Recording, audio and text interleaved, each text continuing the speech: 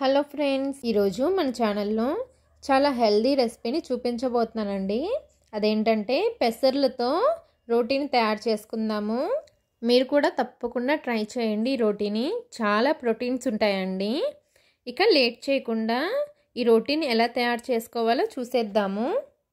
ఈ బ్రేక్ఫాస్ట్ని రెడీ చేయడానికి ఒక గిన్నెని తీసుకొని దానిలో 3/4 కప్పు వరకు పెసర్లని వేసుకోండి.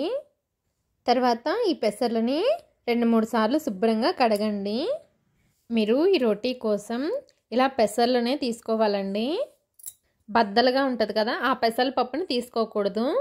ఇలా శుభ్రంగా కడిగిన తర్వాత మళ్ళీ దీనిలో వాటర్ని వేసుకొని వీటిని 6 నుంచి 7 గంటలు నానబెట్టుకోవాలి.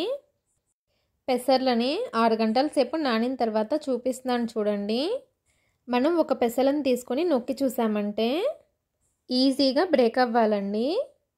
ఇలా కనుక నానబెట్టుకుంటే మనం గ్రైండ్ చేసుకోవడానికి కూడా చాలా ఈజీగా ఉంటుంది. ఇలా నానబెట్టుకున్న పెసర్లని గ్రైండ్ చేసుకోవాలి. ఇలా గ్రైండ్ చేసుకోవడానికి ఒక మిక్సీ జార్ తీసుకొని నీళ్ళేమీ లేకుండా మనం నానబెట్టుకున్న పెసర్లని వేసుకోవాలి. పెసర్లని వేసుకున్న తర్వాత ఒక మీడియం సైజ్ ఉల్లిపాయని ఇలా కట్ చేసి వేసుకోండి. తర్వాత దీంట్లోనే 1 ఇంచ్ అల్లాన్ని ఇలా చిన్న చిన్న ముక్కలుగా కట్ చేసి వేసుకోండి.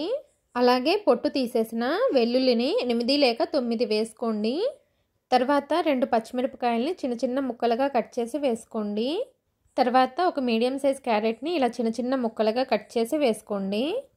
అలాగే 1 టీ స్పూన్ జీలకర్రను కూడా వేసుకోండి. ఇలా అన్నీ వేసుకున్న తర్వాత వీటిలో నీళ్ళేమీ వేయకుండా వీలైనంత మెత్తగా గ్రైండ్ చేసుకోండి. ఇక నేను గ్రైండ్ చేసిన తర్వాత చూపిస్తున్నాను చూడండి. ఇలా గ్రైండ్ చేసుకోవాలి. ఇది మరీ మెత్తగా గ్రైండ్ అవ్వదండి, ఇలా కచ్చాబచ్చాగానే గ్రైండ్ అవుతుంది. ఇలా గ్రైండ్ చేసుకున్న ఈ పెసర్ల మిశ్రమాన్ని ఒక గిన్నెలోకి వేసుకోండి. వేసుకున్న తర్వాత దీనిలోకి 1 అరచెక్క నిమ్మరసాన్ని వేసుకోండి. ఇలా నిమ్మరసాన్ని వేసుకోవడం వలన మన రోటీ టేస్ట్ అనేది చాలా బాగుంటుందండి. తర్వాత దీనిలోనే ఒక చిన్న ఉల్లిపాయని ఇలా చిన్న చిన్న ముక్కలుగా కట్ చేసి వేసుకోండి. అలాగే 1 టేబుల్ స్పూన్ అంతా కసూరి మేతిని కూడా వేసుకోండి. ఒకవేళ మీ దగ్గర కసూరి మేతి కనుక లేకపోయినట్లయితే సన్నగా తరిగిన కొత్తిమీరని 2 టేబుల్ స్పూన్ల వరకు వేసుకోవచ్చండి. తర్వాత దీనిలోనే 1 టీ స్పూన్ వరకు చాట్ మసాలాను కూడా వేసుకోండి. ఒకవేళ మీ దగ్గర చాట్ మసాలా కనుక లేకపోయినట్లయితే 1 టీ స్పూన్ వరకు గరం మసాలాను కూడా వేసుకోవచ్చు. తర్వాత దీనిలో 1 అర టీ స్పూన్ అంతా వామును కూడా వేసుకోండి. అలాగే 1/2 స్పూన్ అంతా పసుపును కూడా వేసుకోండి. తర్వాత దీనిలో మీ రుచికి తగినంత ఉప్పును కూడా వేసుకోండి. ఇలా వేసుకున్న తర్వాత మనం వేసిన ఇంగ్రీడియంట్స్ అన్నీ పెసల మిశ్రమంలో కలిసేట్లు బాగా స్పూన్తో కలుపుకోండి. కలుపుకున్న తర్వాత దీనిలోకి 1 కప్ అంతా గోధుమ పిండిని వేసుకోండి. గోధుమ పిండిని వేసుకున్న తర్వాత ఇదంతా కలిసేట్లు ఒకసారి కలుపుకోండి.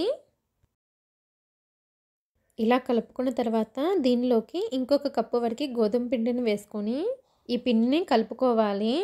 పెసలని గ్రైండ్ చేసుకునేటప్పుడు మనం 1 చుక్క నీళ్ళను కూడా వేసుకోకుండా గ్రైండ్ చేసుకున్నట్లయితే 3/4 కప్పు పెసర్లకి 2 కప్పుల వరకు గోధుమ పిండి సరిపోతుందండి. అలా కాకుండా మీరు గ్రైండ్ చేసుకునేటప్పుడు కొద్దిగా నీళ్ళను వేసుకొని గ్రైండ్ చేసుకున్నారంటే ఇంకా కొద్దిగా గోధుమ పిండి పట్టొచ్చండి. అది చూసుకొని మీరు మనం చపాతీ పిండిని ఏ విధంగా కలుపుకుంటామో అలా పిండిని కలుపుకోవాలి. నాకైతే ఇక్కడ 2 కప్పుల వరకు గోధుమ పిండి సరిపోయిందండి. ఇలా కలుపుకున్న తర్వాత దీనిలో 1 స్పూన్ అంతా నూనెను వేసుకొని మళ్ళీ కలుపుకోండి.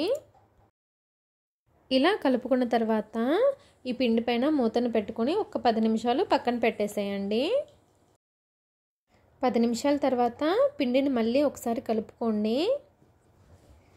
కలుపుకున్న తర్వాత దీనిలో నుండి కొద్దిగా పిండి ముద్దను తీసుకొని ఇలా రౌండ్గా చేసుకోండి.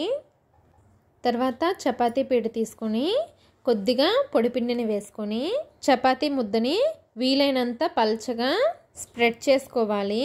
ఇలా స్ప్రెడ్ చేసుకున్న తర్వాత ఒక రౌండ్గా ఉన్న గిన్నెని తీసుకొని ఇలా కట్ చేసుకోండి.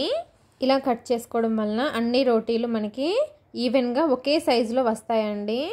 చూడ్డానికి కూడా చాలా చాలా బాగుంటాయండి. టేస్ట్ కూడా చాలా బాగుంటాయి. ఇదే విధంగా మిగిలిన పిండితో రోటీల్ని చేసేసుకోవాలి. ఇప్పుడు వీటిని కాల్చుకోవడానికి స్టవ్ ఆన్ చేసి ఒక ప్యాన్ని పెట్టుకొని ఈ ప్యాన్ని హై ఫ్లేమ్లో బాగా వేడి చేసుకోవాలి. బాగా వేడైన పెనం మీద మనం ప్రిపేర్ చేసుకున్న రోటీని వేసుకొని ఫస్ట్ నూనె ఏమీ వేయకుండా ఒక 30 సెకండ్లు అలా వదిలేసేయండి. తర్వాత రెండో వైపుకి తిప్పుకొని దీనిపైన ఒక పావు టీ స్పూన్ అంతా నూనెని వేసుకోండి. వేసుకొని ఇలా రోటీ అంతా స్ప్రెడ్ చేసుకోవాలి.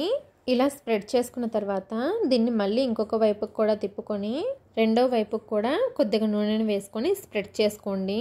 తర్వాత ఈ రోటీని లో ఫ్లేమ్లోనే రెండు వైపులా తిప్పుతూ ఇలా ప్రెస్ చేసుకుంటూ బాగా కాలే వరకు కాల్చుకోవాలి. ఇలా లో ఫ్లేమ్లోనే ప్రెస్ చేసుకుంటూ కాల్చుకున్నారంటే మనకి లోపల వరకు కూడా రోటీ బాగా కాలుతుందండి. ఇదే విధంగా మిగిలిన అన్ని రోటీల్ని కాల్చేసుకోవడమేనండి. ఈ రోటీల్ని అన్నీ కాల్చుకున్న తర్వాత దీన్ని ఆలూ కూరతో కానీ ఆనియన్ కర్రీతో కానీ పెరుగుతో కానీ సర్వ్ చేసుకుంటే చాలా బాగుంటుందండి. మీరు కూడా తప్పకుండా ఈ హెల్దీ రోటీని ట్రై చేయండి. ఓకే అండి, ఈ రెసిపీ కనుక మీకు నచ్చినట్లయితే నా ఛానల్ని లైక్ చేయండి, షేర్ చేయండి. మరిన్ని వీడియోస్ కోసం నా ఛానల్ని సబ్స్క్రైబ్ చేసుకోండి. Okay, thank you.